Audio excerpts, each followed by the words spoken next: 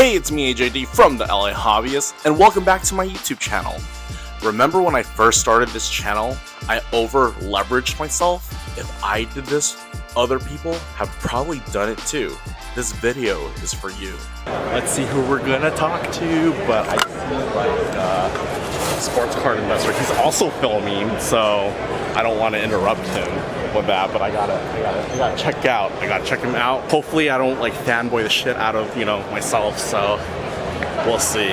I had a question. Sure. So when I started off in the hobby, I over-leveraged myself with credit cards. Yes, so I actually made my very first YouTube video was I lost $25,000 in cards. Okay. So what would you do if you were in that situation?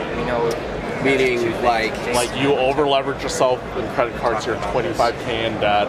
Yeah. How would you come back from that?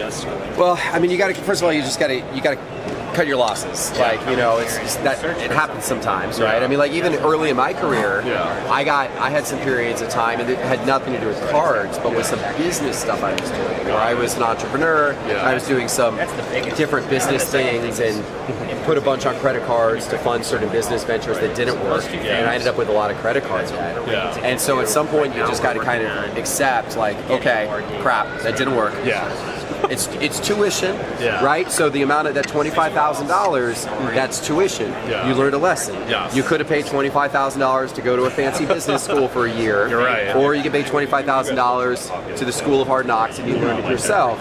But you learned some really good stuff there. So you got to look at it as a positive, right? You got to look at it as like literally, like if you go to school, you're going to pay tuition. You pay tuition, right? Okay, but you got to deal with it now, right? So you got to obviously.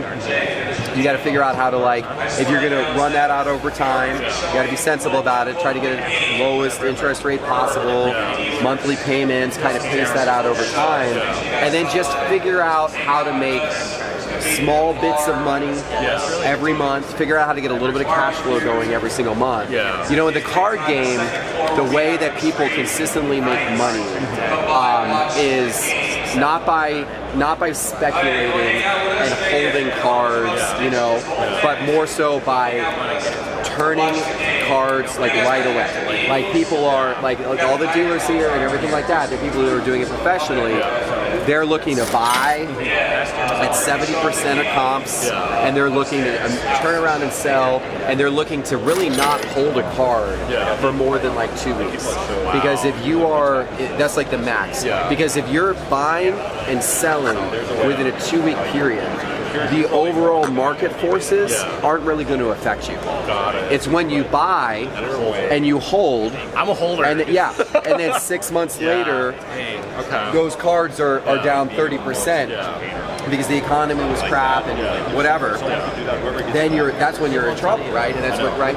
So you know, now on the other hand, you can also invest in the long term, but that's a totally different game. Then you're treating it more as a and that's, you know, so I do a little bit of both. So I'll buy some stuff that I see opportunistically I can turn around and flip and make a little bit of money. What I noticed about your portfolio, sorry to cut you off, like you play the short term, mid-term, and long term game. That's what I noticed about what your moves are about. And I call the like long term game more like going for goats. I call that like playing defense, like in the hobby. Especially when you've lost like a lot, like you want to play defense to stop the bleeding. So as soon as I stopped speculating, I started making a little bit of like trickles of money in there, and then I pivoted to like putting up small events in the hobby, and that made money. So I have a 9-to-5, and I established a revenue of 60K, like, which is crazy with a 9-to-5. So a lot of people here does this like for a living. So I think I would focus, especially since you got a little bit of debt to contend with.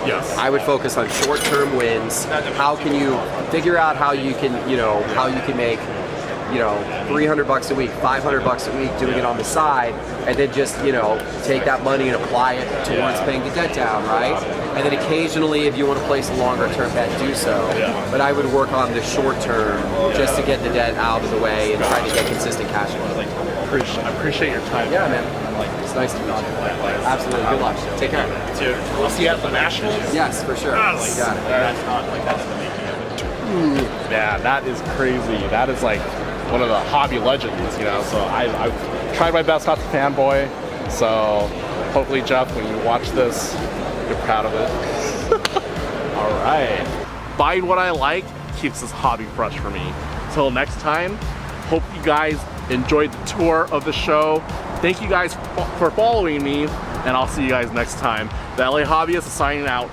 Bye!